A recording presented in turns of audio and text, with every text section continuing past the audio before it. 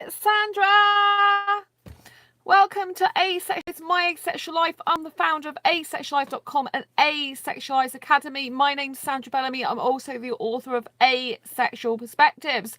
Thanks so much for joining me today. If you haven't already subscribed to this channel, this is the place to be for education about asexuality and all things relating to asexuals.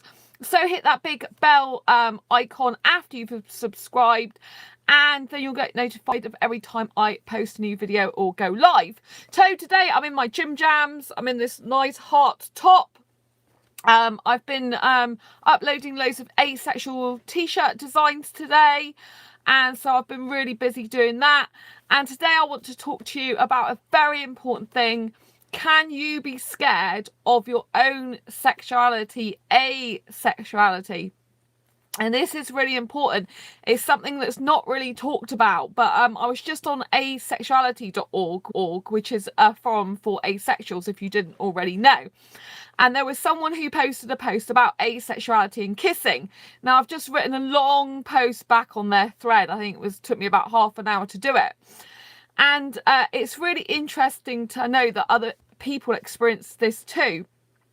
So you can be scared of being asexual, right? So if you're just new to asexuality, you can be scared of it. Some people are scared that they're asexual. It's quite a new experience for them. It's weird for them. Maybe it doesn't feel quite right in the beginning for them, but it's the best definition they've got of how they feel, think, and maybe act. And you know, asexuality fits them as far as they know, but they just feel like, oh my goodness, I'm way out of my depth here. I don't understand it. What's going on? I personally was really happy to find out I was asexual, because for me, it had been a huge problem for me for the fact that I don't want sex in a relationship, and I just couldn't tolerate that anymore. I just couldn't be with a sexual guy in a relationship anymore.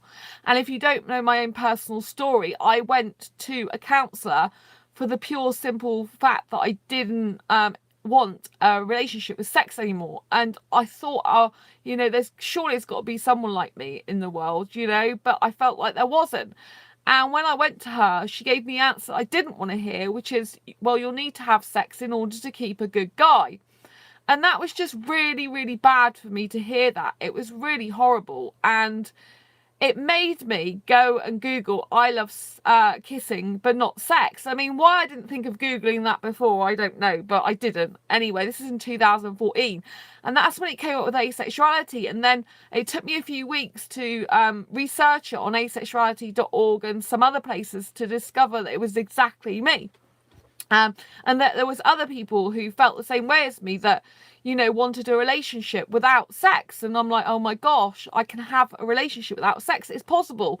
Which by that point, when I went to counsel, I'd pretty much given up and thought I was going to have to be single forever, because I just can't put myself through that. You know, I got to the stage where I just can't have sex anymore. You know, I just don't want it to the point of repulsion. You know, I have had it in the past. My ex of 8.5 years was good at sex, believe it or not. I've had sex with other guys who were rubbish at it, but he was good at it, yeah? So, you know, there's a big taboo and thing, like a lot of heterosexuals, for example, or a lot of sexuals will say, oh, you just haven't had good sex. Well, actually, he was good at that. You know, he that was one of the few things he was good at, to be quite honest with him. And the time I liked with him, not because of the sex itself, because he was quite abusive to me, but not sexually, which I'm really grateful and thankful for. I have had sexual abuse in the past, though, but that was all in my previous time before, well, the first time of sexual abuse was when I was 15 years old, and that was before I had any sexual relationships, so that didn't affect me either. You know, if I wanted to have sex right now, you know, then I'd have it, but I don't want it anymore. I don't like it. It's not who I am, and it's not comfortable, the whole idea and concept of it for me anymore. I don't like it. It's something that repulses me when I even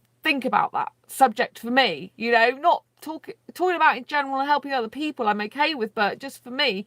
And even sometimes then, if I look at it a lot and read up about it a lot to help others and, you know, and understand it more, because I am going to be doing a book which is going to be sex basics for beginners and asexuals that don't understand how sex works, because I've been in heterosexuals for half my life, and a lot of asexuals that are exploring having sex, you know, they don't really know what they're doing, they don't understand it, there's a lot of dangers involved that they don't really understand. And also, you know, there are certain ways that some people can enjoy sex, which I know some of those ways, despite the fact I don't want it again myself, you know, so I can help a lot of people. So yeah, but I have to let you know that if you are new to asexuality, don't be worried if you're scared by it at the beginning, but, you know, just lean into it. That's all I can say, and get to know the community, because once you start talking to like-minded people and you start realizing there's a lot of people that understand you and get you that previously didn't in your life, then it can kind of feel really empowering and enlightening and feel like a beautiful, beautiful experience. And I was fortunate in the fact that really my soul was begging for me to be asexual, you know, in the sense that I couldn't have sex anymore. I couldn't stand the thought of it anymore for me. I just couldn't. I just was so glad I found asexuality, you know, it's my saviour. You know, my hand on my heart, I love being asexual. Does that mean to say I don't find it difficult? I don't find being asexual difficult, no. But what I find what I find is difficult is the fact that it's hard to get a partner for an asexual relationship. It's very, very difficult to get one of those, because, you know, other asexuals have different needs, wants, likes and dislikes to my own, and so finding some compatibility in a relationship is really difficult, because I'm really romantic and desire a romantic relationship. Also, the question is, can you be scared of your own sexuality, full stop, right? So I have come across asexuals and I relate to this myself, who are scared of their own sexuality. So this means that they can be asexual, but they can feel like arousal, they can feel sexual in behaviour, they can be sexual in behaviour and not like that about themselves. And I kind of fall into this category sometimes, and it's very, very scary for me. So I experience high levels of arousal despite experiencing zero sexual attraction. And sometimes my body just has a complete mind of its own, and it just goes off on one. And, you know, and it's very difficult. I try and control it and manage it. And the way I do that is by trying to distract myself and think about other things and plan my energies into other things. But I do hugely desire a romantic relationship. I do like a lot of passionate kissing with the tongue, and that's what leads to the arousal that can make me really, really scared. It's like I'm scared of my own sexuality. I'm scared of my own arousal levels being too high for me to be able to cope with myself. And I think that's really difficult. And, you know, this person on Avon, they were saying that, you know, they really like kissing a lot, and can they still be kissing, or can they still be asexual if they're kissing? Because isn't that a sexual thing, or is it still okay? And there was different answers. Like some people, like the heterosexuals that are on Avon, even though it's an asexuality forum, there's some heterosexuals, there was a couple on there, and they were saying that, well, it's sexual that, so you can't be asexual. But that isn't true, because heterosexuals don't understand usually the difference between sexual behaviour and sexual attraction, because for heterosexuals, and indeed sexuals full stop, they tend to interlink the two. There's no separation for them, so they go hand in hand, and that's what being a heterosexual is like for them. The sexual behaviour with the kissing a lot of the time is a prerequisite to sex. It's part of foreplay, so that's, you know, that's part of what it is for them, and that just goes hand in hand for them. So I can't blame them for being confused, but I think it's very difficult when you are scared of parts of your own sexuality. I met a guy years ago, and he was not happy with the fact that he experienced some sexual arousal. Even though he was asexual, his body was doing stuff that he didn't like, and he hated that about himself. And I think the thing is, you've got to come to terms with your own sexuality and asexuality, and however you fall on the spectrum, or however you experience arousal, kissing, touching, you know, you've just got to be comfortable with yourself, and it can take a while. I'm still not fully comfortable with it. I mean, if I start talking to guys who are loved kissing like me and really into it, when I start talking to them, it just arouses my body too much, and I just, I can't cope with that. It's just too much. It's too distracting for me.